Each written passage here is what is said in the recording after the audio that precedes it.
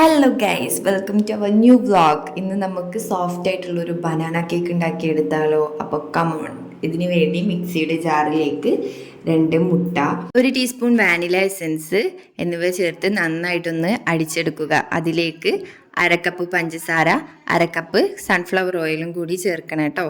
നന്നായി അടിച്ചെടുത്ത് നമുക്കൊരു ബൗളിലേക്ക് മാറ്റാം. അതേ ജാറിലേക്ക് തന്നെ 2 റോബസ്റ്റ് ആണ് എടുത്തിട്ടുള്ളത്. അത് അടിച്ചിട്ട് നമ്മുടെ മുട്ട മിക്സിലേക്ക് ചേർത്ത് നന്നായിട്ട് ഇളക്കി കൊടുക്കുക. ഇനി നമ്മുടെ ഡ്രൈ ഇൻഗ്രീഡിയൻസ് ആയ 1 കപ്പ് മൈദ, 1 teaspoon baking powder, 1/2 teaspoon baking soda, ഒരു പിഞ്ച് ഉപ്പ് എന്നിവ ചേർത്ത് ഒന്ന് അരിച്ചെടുത്ത ശേഷം നമുക്ക് മുട്ടയുടെ മിക്സിലേക്ക് ചേർത്ത് കൊടുത്ത് പതിയെ ഇങ്ങനെ ഫോൾഡ് ചെയ്തെടുക്കാം. ഇനി നമുക്കിത് ബേക്ക് ചെയ്യാം.